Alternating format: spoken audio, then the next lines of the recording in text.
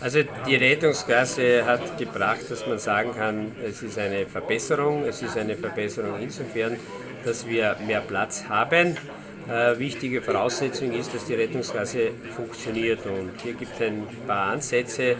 Auf zweispurigen Autobahnen ist die Situation die, dass also das Verständnis besser ist. Hier funktioniert es grundsätzlich. Bei mehrspurigen gibt es doch Probleme, dass man nicht weiß, wie man sich verhält.